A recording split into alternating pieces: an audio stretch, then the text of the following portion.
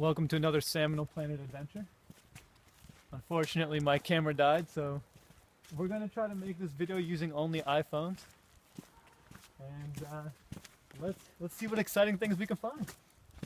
Alright, so I just saw something pretty exciting. I've never seen these before, but I saw quite a few bombardier beetles run into this little dirt mound over here. This species has an awesome defense mechanism. It'll shoot this boiling hot caustic substance from its abdomen to ward off predators, and it is a substance that predators certainly do not want to get onto their face, or even if it's a bigger insect or an arachnid, this can kill that predator on the spot. So I'm going to see if I can demonstrate the power of this beetle's defense mechanism. Oh, okay, I found one.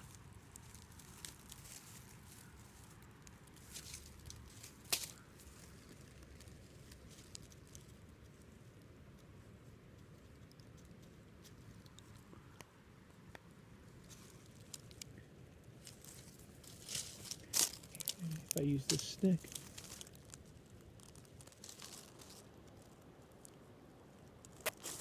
Whew. Oh, you see that? That is awesome. Wow, what a find. Oh, actually while we're here, I found another pretty cool species with a defense mechanism. And over here we have a devil scorpion. Let's see if I can get you. Come here. Just please don't sting me. Now, despite having a scary name like devil scorpion, this very common species around here in Georgia is it's not very aggressive. Its venom, if it stings you, is maybe has the potency of a bee sting, so it's nothing to really worry about. You actually find a bunch of them this time of year. If you go flipping over rocks, they're hiding from the winter cold. Right now we're in late December, so you'll find a lot of the species clustered together. Normally when you find one, you'll find plenty more. I'm not seeing any others right now, but I'm sure we will be seeing plenty of these throughout our little adventure today. Whew, somebody woke up a little bit. All right, let's move on, guys.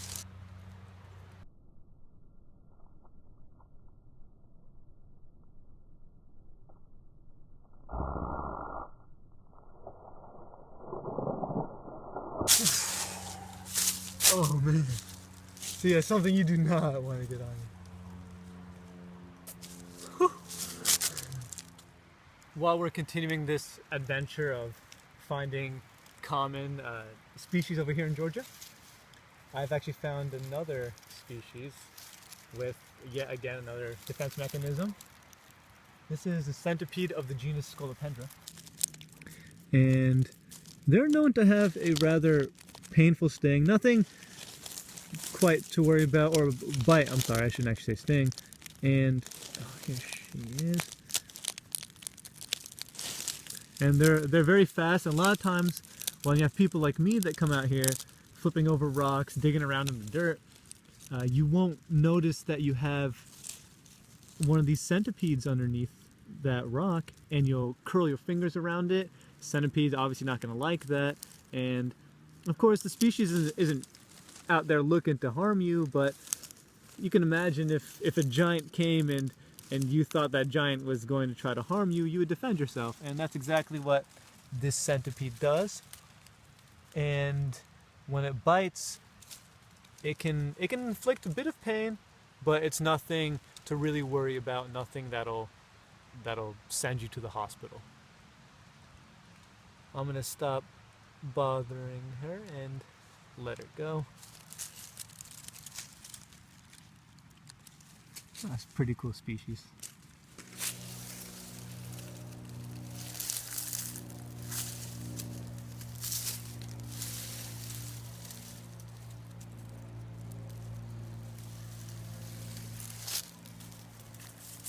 Oh, if I go anywhere.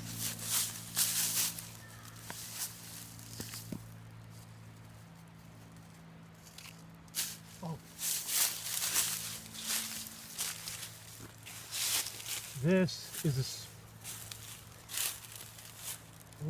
the eastern worm snake. it gets its name from the fact that it'll burrow through the ground like a worm.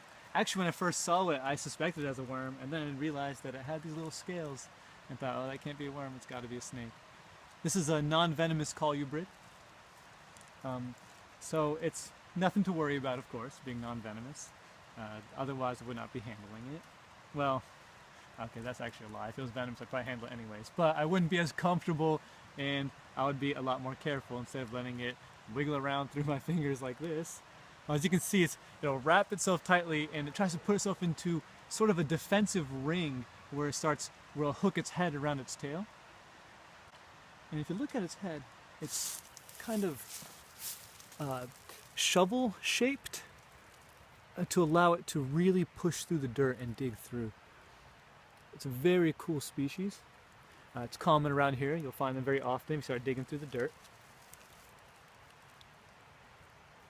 And I think, see, there you can really see how it'll hook its head around its body to kind of put itself into a ring and make itself appear in this big shape, something that would be hard to swallow for its predators, such as if you have a king snake would eat this, for example, or if you have some sort of bird of prey spots it, it'll make a quick meal out of this guy. So making itself look like something really hard to swallow might ward off these predators, make them think, you know, I don't want to try to take this thing down. I'd rather go find something much easier to eat. So I think this cute little snake has had quite enough of me. So I'll let him go, and we will move onwards. Oh, look at a berry. What's that?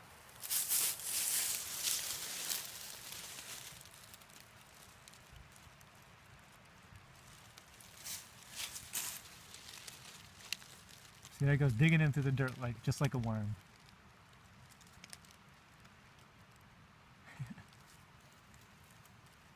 Very cool species. Alright, so over here we have a 5-line skink, and right now it looks like it's trying to escape the winter cold.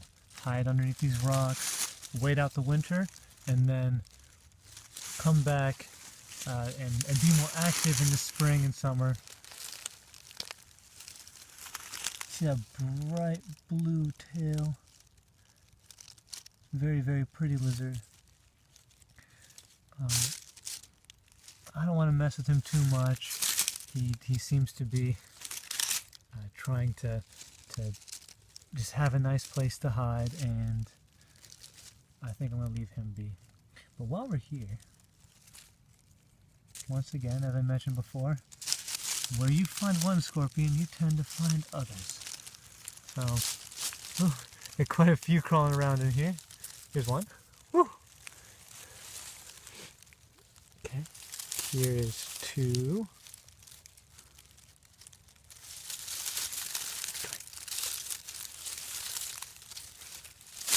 Ah! Oh, one just got me. I did not realize there's one right there. As I mentioned before, venom's not too bad, so I'm not too worried about it. Just a bit of a sting. Got right in the pinky.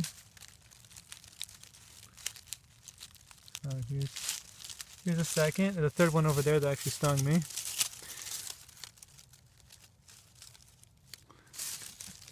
Where's the guy who stung me? Did it run back in that way? Yeah.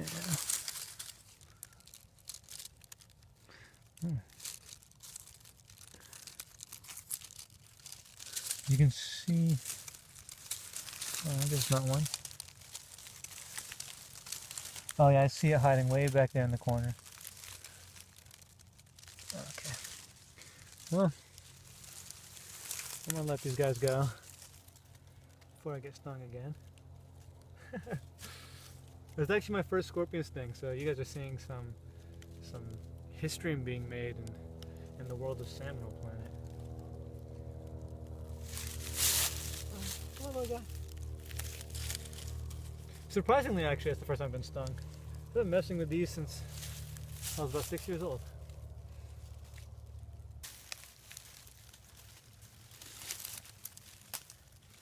Got me right there. I don't really know if you can tell much going on. It just felt like a little pin prick. It's nothing too bad. I've had a lot worse, put it that way.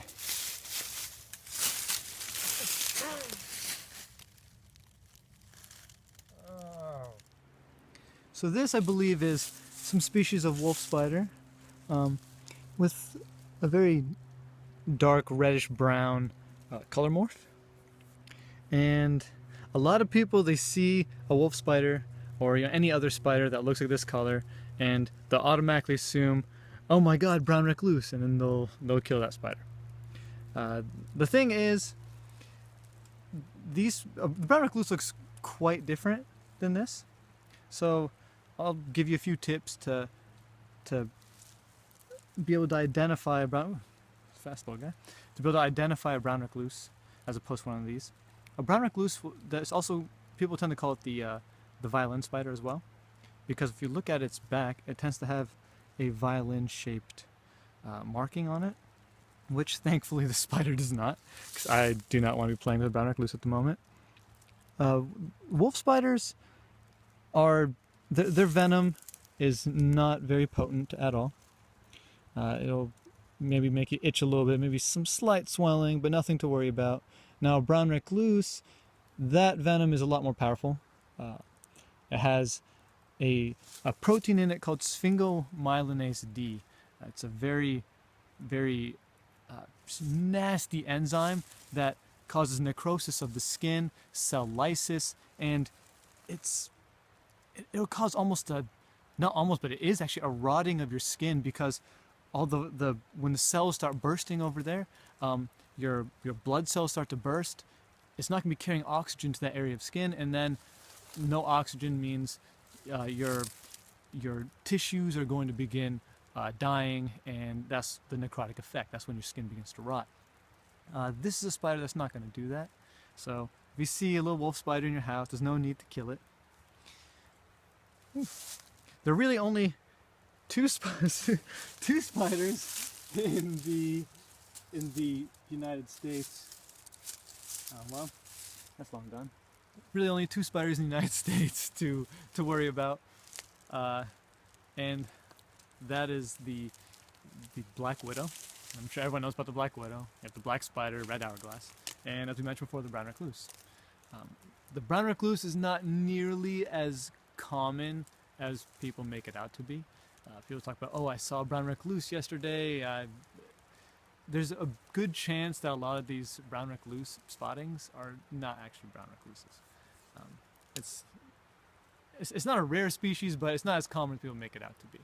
So next time you have a spider in your house, take a look at it, see if it has the hourglass shape, if it has these long legs, these long pedipalps, and go to Google, the little Google image, and compare it to the brown recluse, because a lot of spiders are unnecessarily killed when really they're fairly harmless, and you can just kind of scoop it up into a cup and let it outside. As you saw with that wolf spider, it's been crawling on me for a little while there before it made its great escape, and it didn't even do a threatening posture. At no point did I feel like it was going to bite me. So.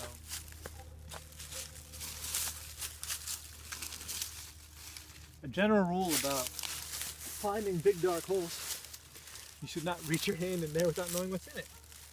But I'm going to go ahead and break that rule, just in case I find something exciting.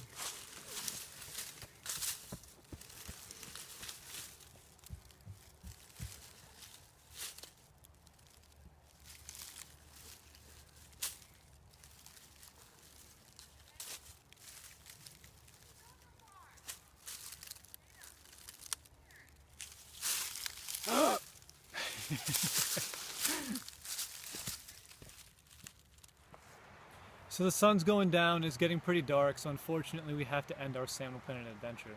I would like to thank you guys so much for joining me again, and before I go, I would like to really quickly mention the importance of conservation and making sure that we protect these sorts of nature trails and parks.